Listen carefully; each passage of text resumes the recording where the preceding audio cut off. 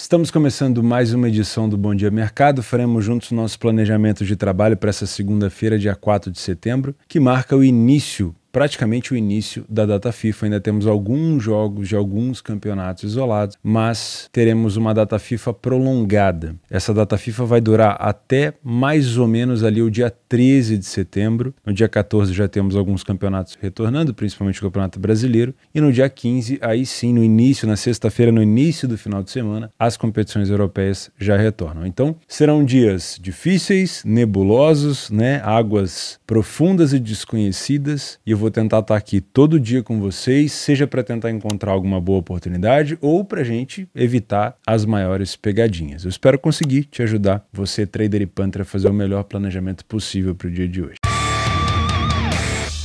Começamos o nosso planejamento às 15 horas na primeira divisão da Bósnia. Não é um campeonato que eu acompanho com tanta frequência, né? O Zrinjski acaba sendo a equipe que mais se destaca na Bósnia, mas quando a gente tem várias competições acontecendo ao mesmo tempo, e agora, né, com a pausa das férias da Europa, né, com o retorno dos campeonatos europeus, a gente acaba deixando de lado um pouco as competições que a gente menos trabalha. Então o Zrinjski acabou ficando mais esquecido, porém nessa data FIFA podemos acompanhar nessa segunda-feira o jogo do Zrinjski contra o Siroki Brijeg. Não sei se é assim que se pronuncia, tá? Já deixo aqui as minhas desculpas. O Zrinjski começou o campeonato com 2 jogos e 2 vitórias, 8 gols marcados e 4 gols sofridos, e o Zrinjski é o atual campeão, aliás, é o atual bicampeão da Bósnia, foi o campeão em 2022-23 e 2021-22. A campanha do Zrinjski, vou pegar aqui o histórico contra o próprio Siroki, mas a gente consegue ver nesse jogo aqui, do último jogo da temporada passada.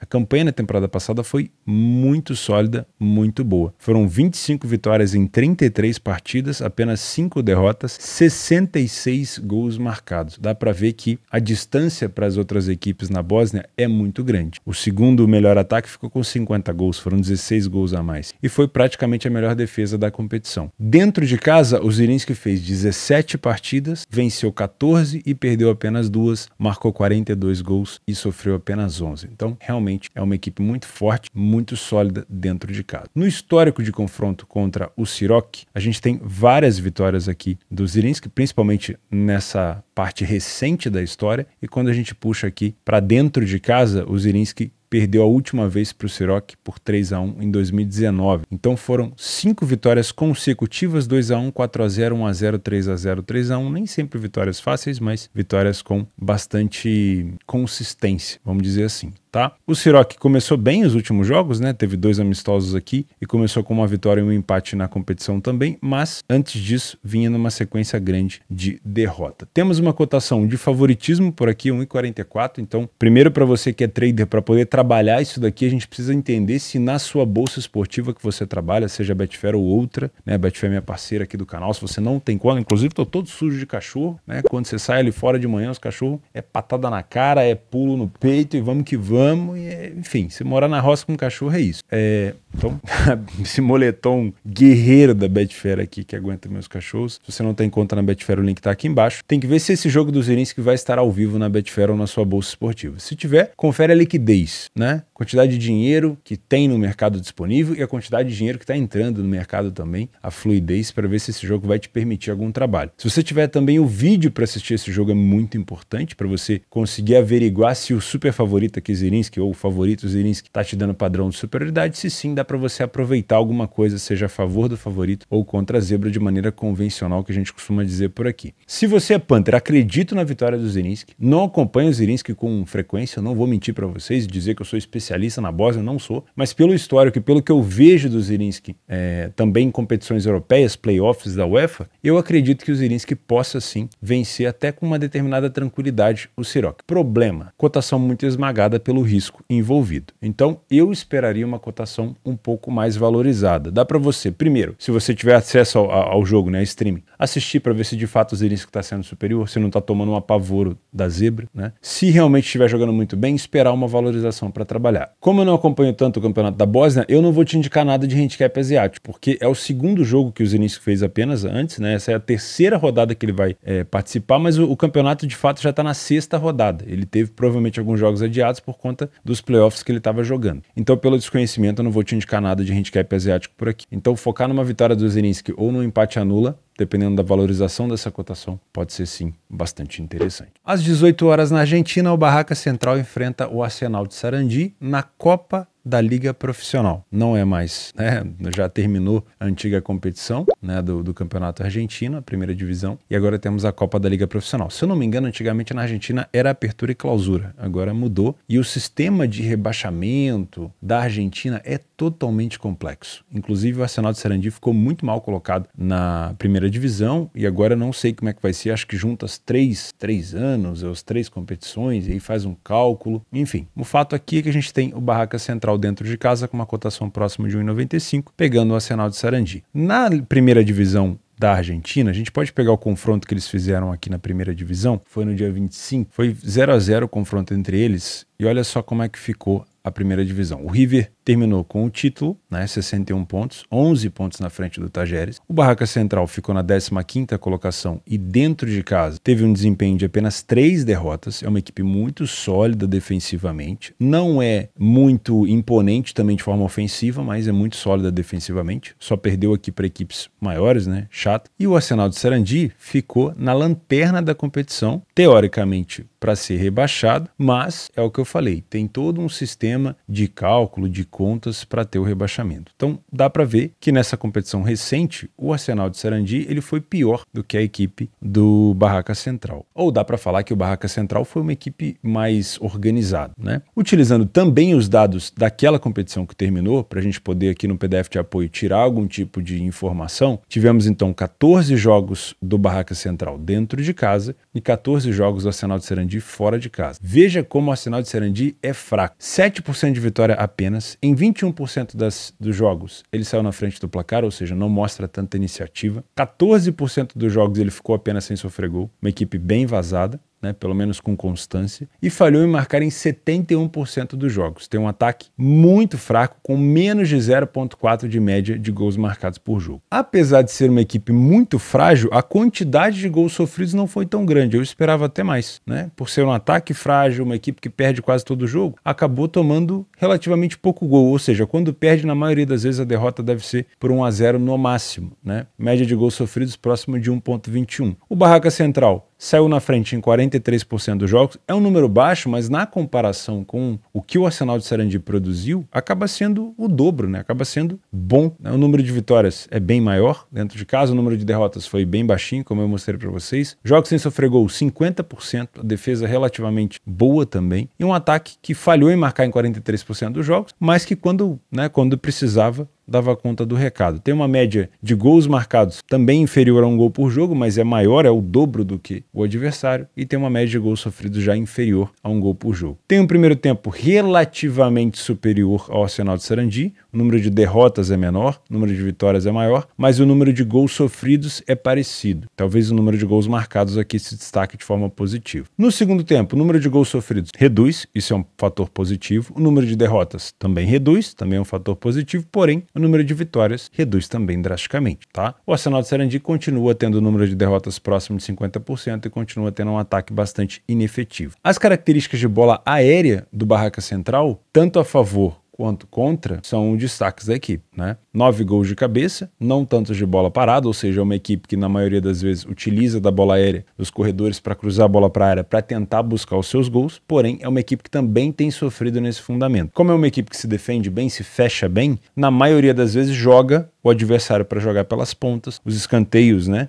As bolas alçadas na área aparecem e ele acaba sofrendo nesse fundamento, tá bom? Então isso pode ser um fator crucial também na sua análise. Nos últimos jogos entre eles, como a gente já viu por aqui, não foram tantos porque o Barraca Central ele estava em divisão inferior, né? Ele subiu recentemente. Nos últimos jogos, 2 vitórias do Barracas e um empate 0-0. É um jogo de característica mais under. São duas equipes com dificuldade, principalmente a equipe do Arsenal de Sarandi, que tende a ser, nesses cálculos malucos aí, rebaixados. Então se você é trader, dá para você pensar numa correção de preço por aqui, trabalhar talvez um layer para a equipe em campo no Sarandi, se houver espera uma imposição do Barraca Central. O Barraca joga num campo pequenininho, com uma torcida muito próxima. Eu já comentei com vocês aquele tipo de baliza onde a bola bate dentro da rede e já volta para o campo porque o espaço é curtinho. Então acaba sendo um mini caldeirão, né? Recentemente a gente conseguiu ver alguns jogos do Barracas contra equipes maiores. Então, apesar dos últimos jogos do Barraca Central não terem sido resultados interessantes, é uma equipe mais forte dentro de casa. Então, se houver algum tipo de imposição, dá para você buscar sim algum tipo de correção no Arsenal de Sarandi. Se você é Panther, como a gente tem uma tendência de jogo mais under, mas como o Barraca Central também é uma equipe que vende caro as derrotas dentro de casa, na maioria das vezes perde para equipes bem mais fortes, dá para a gente pensar em alguma coisa, numa dupla chance do Barraca,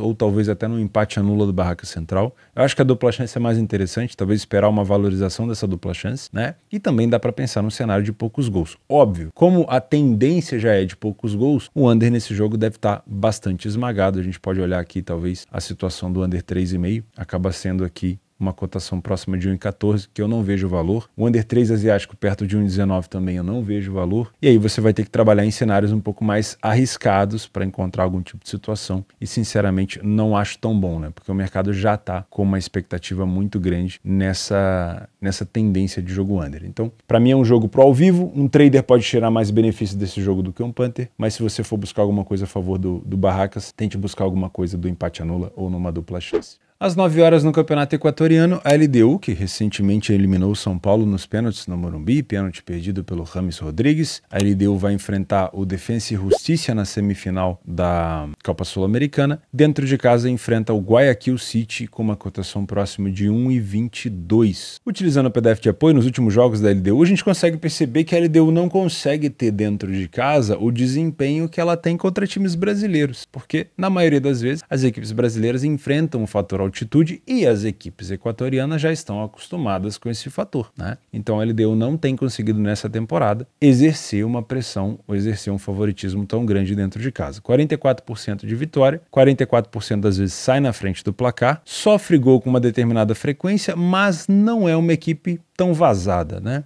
O número de gols sofridos fica abaixo da média de um gol por jogo, isso é bom. Falha em marcar em 33% dos jogos, poderia ser um ataque bem mais efetivo. Porém, quando comparado com o adversário, como eu tenho um adversário que ainda não venceu fora de casa, e isso realmente é uma lástima, né? A maioria das porcentagens aqui da LDU vai realmente parecer muito melhor do que o adversário. Então, 44% da LDU contra 0 de vitória. Foi o primeiro a marcar a LDU 44% das vezes, contra 20% das vezes apenas do Guayaquil City. O time do Guayaquil sofreu gol em quase todos os jogos, apenas em 10% dos jogos não sofreu, e falhou em marcar em quase todas as partidas. Ou seja, realmente, mesmo a LDU tendo um desempenho pífio em casa, o Guayaquil consegue ter um desempenho ainda pior, né? A média de gols sofridos do Guayaquil fora é próximo de 3 gols por jogo, 2,5 gols. Então, realmente, me parece que o favoritismo da LDU se confirma e é justo, né? No primeiro tempo eu tenho mais vitórias da LDU, menos derrota, mais gols marcados, o dobro, e bem menos gols sofridos, né? Não é um super primeiro tempo da LDU, mas comparado com a primeira etapa do Guayaquil, sim, acaba sendo uma discrepância, né? E no segundo tempo, a LDU passa a não perder, isso é muito importante, apesar de não vencer tanto, continua tendo um número de gols sofridos e marcados muito parecido, e aí nós temos o pior momento do Guayaquil em relação à defesa, aumenta o número de gols sofridos, aumenta o número de derrotas para 70%,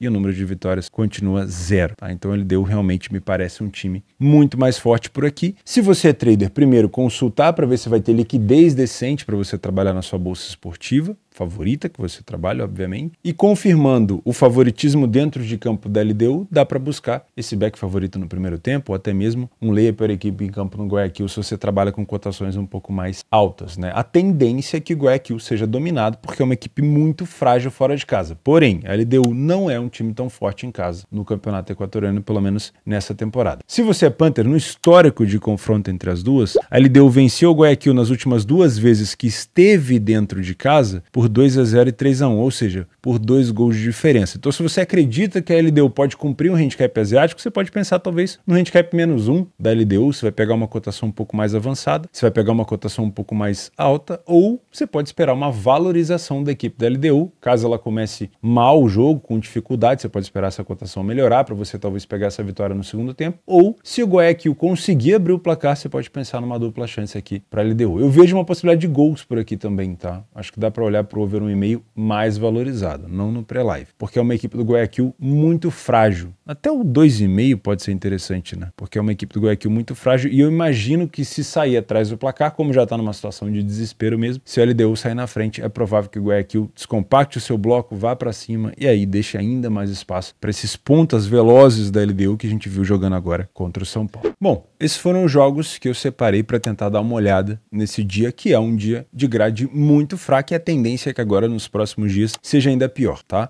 Mas temos ainda alguns jogos extras. Temos às 16 horas na League One, terceira divisão da Inglaterra, que costuma ter uma liquidez interessante, o Cambridge United contra o Reading. Esse logo do Cambridge United é sacanagem, né? Com a quinta série que mora na gente, é sacanagem. Isso aqui é sacanagem. Às 17h15, né? 5h15 aqui do Brasil, César Valerro e Atlético Grau no Campeonato Peruano. O César Valerro é bem mais time do que o Atlético, tá? Bem mais. Inclusive, dentro de casa, o César Valerro, no Apertura, teve apenas uma derrota. Vale a pena ficar de olho. E à noite temos Olímpia e Sportivo Ameliano. O Olímpia eliminou o Flamengo, foi eliminado pelo Fluminense na Libertadores. É uma equipe que não estava bem no Campeonato do Paraguai, mas pode ser que comece a melhorar, né? Agora que saiu a Libertadores, mas ainda assim o Ameliano é melhor do que o Olímpia, por isso que eu coloquei como um jogo extra e um favorito que pode se complicar por aqui. Porém, né, vale a pena ficar de olho se você tiver um tempo disponível à noite antes do jogo da LDU. Vou ficando por aqui. Não inventa moda, dias assim, principalmente no início do mês, talvez seja melhor você tirar a sua folga, aproveitar a tua família ou fazer outras coisas, porém, como eu me prontifiquei a todos os dias nesse ano vir aqui fazer meu planejamento com vocês, mesmo que eu mesmo não vá trabalhar, eu vou vir aqui pra gente fazer esse planejamento juntos, então, mas eu não posso ficar um dia sem fazer nada? Pode sim, não tem problema nenhum, tá? Inclusive em data FIFA, a maioria das situações de data FIFA, principalmente entre a pausa dos campeonatos e o início das competições mesmo de qualificatórias para Mundial, para Euro, na maioria das vezes esses campeonatos são mais complicados nesses dias, então muita cautela, tá bom? Não esquece do like no vídeo, me ajuda muito, principalmente nesses dias de grade fraca, onde quase ninguém assiste, e se você puder se inscrever no canal também, vai ser excelente. Muito obrigado pela tua companhia, um grande abraço e até terça-feira.